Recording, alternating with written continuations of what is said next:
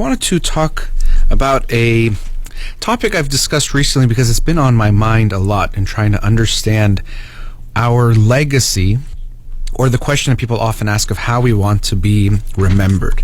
Because you hear that a lot. People in interviews, especially of celebrities, athletes, someone, they'll ask, how do you want to be remembered? And it's understandable that we would care about that, have a feeling about that in the moment, because we're imagining something. We're imagining, well, in 100 years, there's going to be people celebrating me or remembering me as this great scientist or this great athlete or the best at this or a good person or whatever it might be. And it's understandable that we would feel good if they remembered us better, obviously. But it's an interesting notion because if you are dead, well, then you are not there to experience those things or the ways that people remember you or what they're saying about you. Now, of course, if you believe in an afterlife, and I think no one has an answer on that, maybe you'll think I'll look down and see something, but most notions people have of an afterlife is that you're not going to care about the same things you care about on earth anyway. So people's opinions of you, or if they're celebrating you or talking about you in a certain way, likely wouldn't play a role in that, or it shouldn't. And so I've had a hard time trying to understand this, or I've been thinking about it or trying to explore this a bit, of what we think about this and then how it might impact what we actually do in this life, which I think might not be in our best interest or in the best interest of what we want to do, because of this notion that we need to think of how we're going to be remembered, or we might put an emphasis on that. It's kind of like saying, what song do you want to be played 10 years from now or 100 years from now when you're not alive, and you say this song. Now you might feel something about thinking that the song is played, but you're not there to enjoy it. So should it make a difference what that song is? And this is why I think it's more important to focus on doing what you think is right and good, and for the greater good and the greatest good of the most people, and going forward because you think it's good, but not necessarily because you will be remembered for it, or there will be a legacy that will necessarily be tied to you, but there hopefully will be a legacy of the actions that you take and the things that you do. There's this adage of, wisdom or something about how if you plant a tree whose shade you will never get to enjoy, that's some level of wisdom or level of being a good person, is if you're willing to plant a tree knowing that you will never enjoy the fruits of that tree or enjoy that tree in any way, because it's going to grow, let's say, over hundreds of years or something like that, where you won't even be there to really enjoy it when it's strong or when it actually bears fruit in some way. And to me, that is a way of making your life meaningful, is to focus on doing the things that you think are good and making the world better, and make it something that leaves a better world for others if you think that's the right thing to do, and feel good about what you're doing in the moment. But the results and how you're going to be remembered for it, we have to be more detached from. So to begin with, I think one of the reasons why we can be preoccupied with this, one is with our imagination. We can imagine, okay, if in 100 years this is happening, and of course we use our current living brain to think about that and then to feel about it. We feel something, say, I want this for 100 years from now. But then if you realize part of that is tied into how you feel about yourself and things that you won't actually experience, you hopefully can override that feeling and realize that, yes, because I'm imagining it, I feel something, but that doesn't mean that that should be the result of what's happening at that time. Or, for example, as I said with that song idea, if you think of what song is played 100 years from now when you are not there, well, hopefully you would say, I'd want it to be a song that the people there enjoy, whoever is there enjoys it, not a song me who is dead would like. What difference should that make? So what should be the difference of people having a conversation about you 100 years from now? Right now, when you think about it, of course, I want them to say good things. I want them to remember me in this way. But that's because you're feeling it in your current brain and body that you're having that experience. So our sense of self is a big part of this type of conversation that we're having here. And there's a whole school of thought of, is our self even a fallacy to some degree? The amount that we put pressure on ourselves to see ourselves as so important and special Could that be a way of allowing us to be more preoccupied and obsessed with passing on our genes because I am so important in some way? And I think there is some truth to that, this over exaggerated sense of ourself as being so important and being so differentiated and disconnected from others. More and more I'm seeing the world as interconnected in a way that is less separate than we sometimes can perceive it or how we perceive it. But of course, we know our perceptions are limited. We can only see things in a certain way. So we're obsessed with ourselves, and then we're obsessed with passing on our genes, even though we might not be consciously aware of it. But this is a type of biological imperative that we're always going to be thinking about or preoccupied with, is how we can keep ourselves going in that way. So we think of it as I'm being passed down in some way. So that sense of self is very important for us. So how will people see me or remember me?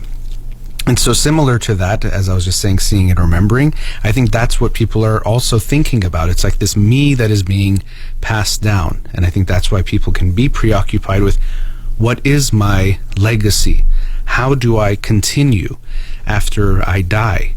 Because we have this fear, this existential threat of dying and no longer existing, which can be terrifying and make us feel really even scared or anxious about it. But because of that, we then think, well, if I'm somehow living through something, whether it's through my children or through some type of legacy or people remembering me, I think it gives us this solace that I am still alive in some way. I don't die. So in some ways, we have this push to go away from this existential demise of us no longer existing that makes us want to live in some type of fashion, some way. So when people say, how do you want to be remembered? There's a way that it makes us get excited or makes us want it to be something really special and magnificent, something that people will celebrate us and say such good things about us, and we can be preoccupied with that. So sometimes when people ask, how do you want to be remembered, when you hear it asked to others, and I try to think about it myself, I'm not quite sure, but I'd actually like to live a life where I'm not thinking so much about how I'm going to be remembered. Of course, I want to do good things, so yes, you might think, well, I want to be a good person so people would see that and would notice that because I'm being good, not doing it so I would get noticed, but being a good person. But to not let that affect what we do or the way we take actions. Because I think people can be so focused on how they get remembered, it could impact the decisions we make, the ways we do things, work on things, the ways that we want something to go, or people fight over who gets the name on this, who's the author of this, who came up with this theory. We see it in history at different times, where who's going to get credit for coming up with this theory, invention, equation, whatever it might be. And so because of that, they might even fight in a way that's anti-science, anti-progress, because they're trying to win this battle rather than try to just advance the ideas and advance the knowledge and understanding that we are having. And this is exactly what I think is the problem.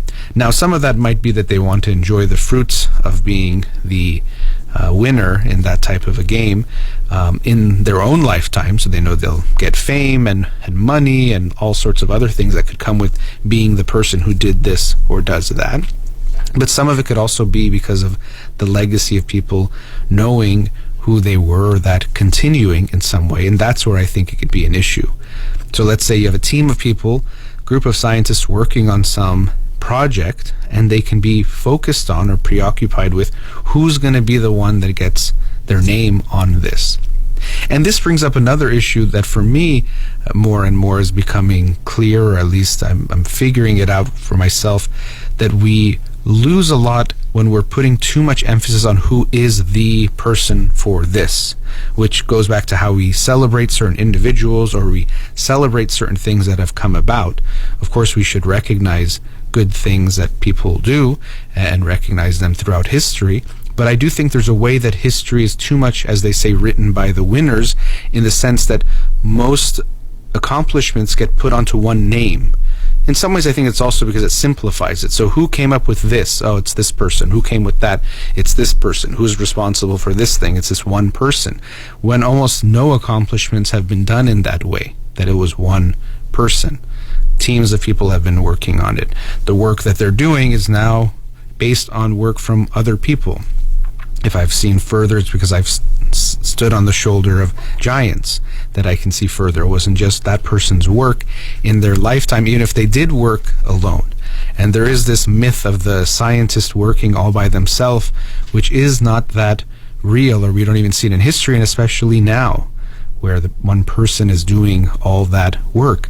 But I think for simplicity's sake, for the sake that we like to have heroes that we make bigger than life, larger than life, somehow this person becomes a god in a way, we do like to do that. And so this is one of the consequences of that.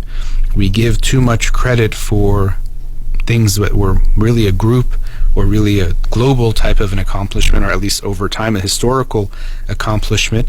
We give it all to one person, and then because of that, people fight for it too in the rest of their lives, or during their lives, that how can I be the one that's remembered for this, because I want it to be such and such theory. And I can get the feeling, because I've noticed that in myself, or I've seen it where I have this feeling it would be nice if people had this concept that I came up with and it was named after me in some way. I would be lying if I didn't recognize that that does have a nice feeling, a nice kind of ring to it, to think that that would be the case.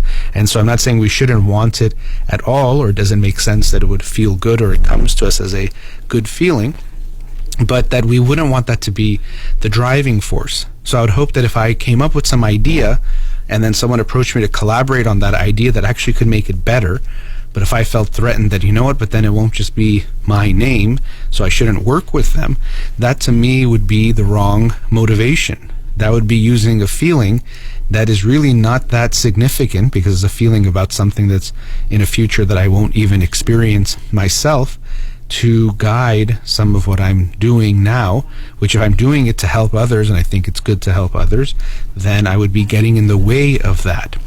So I think rather than focusing on our legacy of what happens after we die, it's much better to make the focus solely on what we're doing now and being guided by what we think is the right thing and things to do to help. So if you have a value that I want to help the most people possible in some certain domain, how do I make sure I am doing that?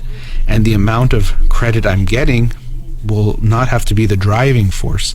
Recognition feels good, acknowledgement feels good. We all do thrive on that. So I'm not saying we shouldn't do that or shouldn't care about that, but being aware of how much that is driving us. How much am I being driven by the recognition rather than the value of doing the right thing? You know, it's interesting, as I'm saying this, it reminds me of the ways people can live their lives of, well, I want to be guaranteed to go to heaven or some kind of paradise after I die, and so that's why they might do the good thing. And so it's similar to, I want to, have this great afterlife, I want to have this great remembrance here on this planet, so it might even affect what we do. Make sure people see the good things that you're doing. Make sure that it's written down or pictured, and people even putting things on social media at times, and I get it, we want to promote doing good things, so I feel like it's a gray area. It doesn't mean if you post something charitable you're doing something wrong, but the intention is always important. Am I doing this to be seen as really special and good, or am I actually trying to do a good thing? Obviously, it's probably going to be some of both. No one dislikes the feeling of being seen for doing something good, but we always have to look at our own intentions to try to recognize what's really driving me here. What's the driving force behind taking these actions? So the feeling of doing things for others to recognize us, that's a very human type of thing too. Some people even argue some of morality comes from that. It's not just being a good person, it's more important to be seen as a good person, because that's going to have consequences for how people treat you, resources, connections, access to different things, and all of those things that come with it. So I understand that, but I do think it's an interesting thing to ponder, that when we reflect on our legacy, reflect on how we want to be remembered, to make sure that what's driving us is not the way history will necessarily write it down, which oftentimes is going to be out of your control, but more about what you actually do, and having that be driven by the right values, the right purpose, and the rest will be out of your hands.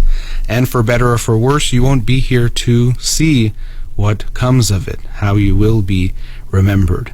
One would hope that is if you could be, if you could save someone's life, but it won't be seen, or even they'll think you killed someone, and for all of history you'll be seen in that way. I would hope that I would choose saving the person's life, even if it's remembered in the wrong way, or it looks obvious that something is going to be misconstrued about what happened. If I think the value of being good to others, kindness, saving life is a good thing, hopefully that's going to drive me, not how history will see what I did. So how will you be remembered?